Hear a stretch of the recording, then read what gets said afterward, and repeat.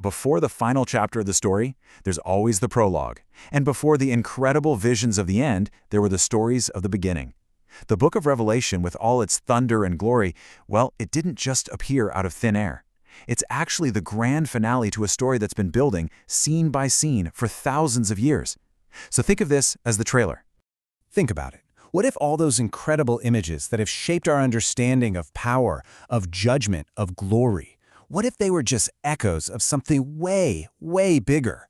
Let's trace those echoes all the way back to their source. Right from the very start, you have this impassable barrier of divine fire. Then you get these supernatural encounters that just completely defy the laws of nature. And finally, these visions of a celestial army, a force of pure heavenly fire. Now, these aren't just random, isolated events. They're the literal building blocks of an absolutely epic narrative.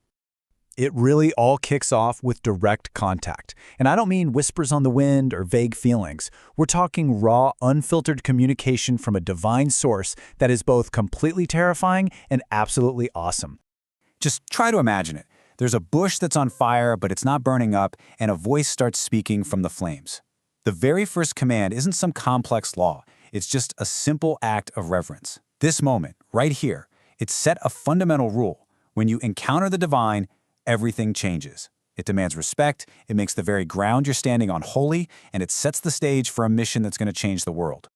So that voice from the fire didn't just give out commands. It gave blueprints, incredibly detailed, almost otherworldly instructions for creating a real, physical space where heaven and earth could actually meet. The plans called for the absolute most precious materials you could find. We're talking pure gold to cover everything, from the Ark of the Covenant to the very walls. All of it woven together with the colors of royalty and the divine. This heavenly blue, a kingly purple, and a sacrificial scarlet. And watching over it all, these massive angelic figures, 10 cubits, that's over 15 feet tall, carved out of olive wood and then completely covered in gold. It was literally a slice of heaven, made real right here on earth. And this shows the progression perfectly. You can see how the vision grew. It started as the tabernacle, which was this magnificent but portable sanctuary for a nation on the move. But the final plan was always for something permanent, Solomon's temple. And look at the Holy of Holies, the inner sanctum. It doubled in every single dimension. The scale, the materials, the grandeur. It was all escalating, building toward a bigger and bigger manifestation of divine glory. But this divine presence wasn't always contained inside those holy walls. Oh no. When it moved onto the battlefield, it was an unstoppable, terrifying force. Sometimes that power showed up as a single lethal warrior, an angel with a drawn sword, totally invisible to a powerful prophet, but clear as day to his donkey.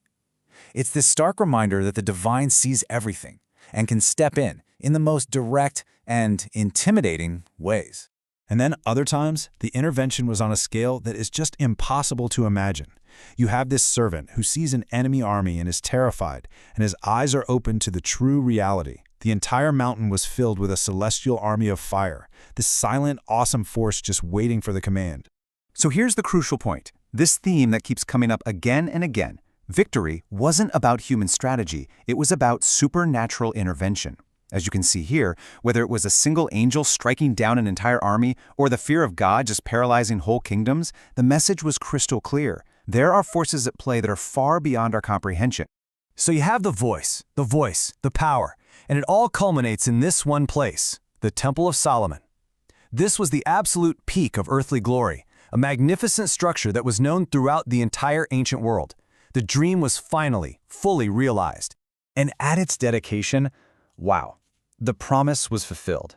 A visible, tangible cloud of glory, the divine presence itself, came down and filled the temple so completely that the priests, the very people who were meant to serve there, couldn't even stand up. It was the ultimate moment of communion. But you know how it goes. Every great story has a turning point.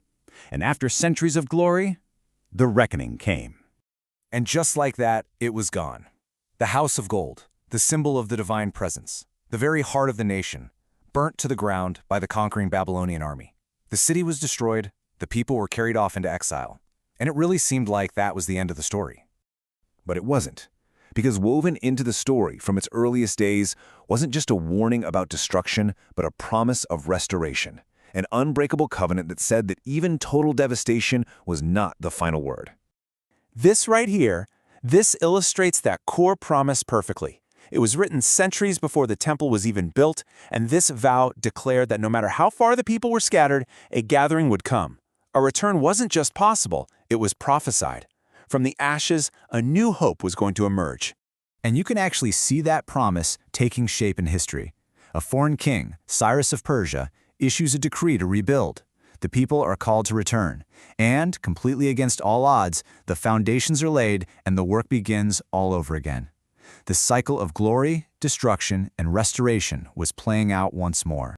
You see, this second temple, it stood for centuries. But all of these events, the flaming swords, the divine blueprints, the celestial wars, the destruction, and the promise of a final gathering, they were all just foreshadowing. They were previews for a final revelation, a vision of a new Jerusalem, one not made with human hands, whose glory would never ever fade. The trailer was over, and the feature presentation was about to begin.